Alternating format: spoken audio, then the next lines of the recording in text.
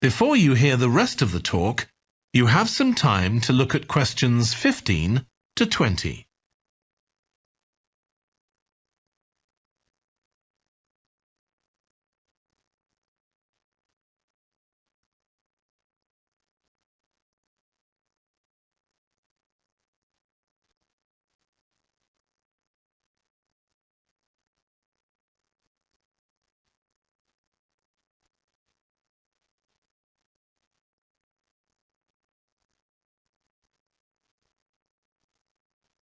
Now listen and answer questions 15 to 20.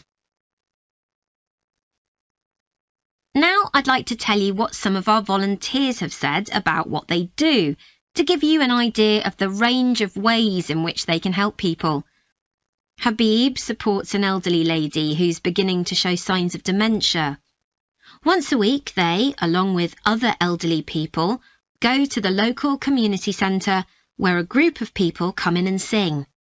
The songs take the listeners back to their youth, and for a little while they can forget the difficulties that they face now. Our volunteer Consuela is an amazing woman. She has difficulty walking herself, but she doesn't let that stop her. She helps a couple of people with similar difficulties who had almost stopped walking altogether.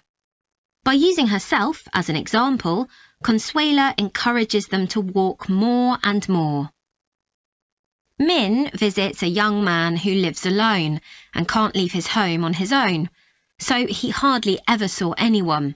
But together they go out to the cinema or to see friends the young man hadn't been able to visit for a long time.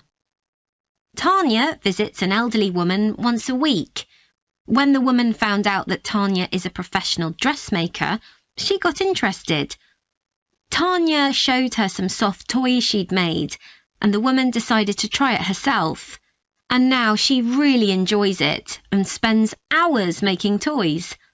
They're not perhaps up to Tanya's standard yet, but she gains a lot of pleasure from doing it.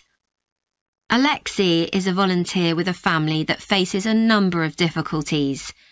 By calmly talking over possible solutions with family members, he's helping them to realise that they aren't helpless and that they can do something themselves to improve their situation. This has been great for their self-esteem. And the last volunteer I'll mention, though there are plenty more, is Juba. She volunteers with a teenage girl with learning difficulties who wasn't very good at talking to other people. Juba's worked very patiently with her, and now the girl is far better at expressing herself and at understanding other people. OK, I hope that's given you an idea of what volunteering is all about. Now I'd like to talk to you about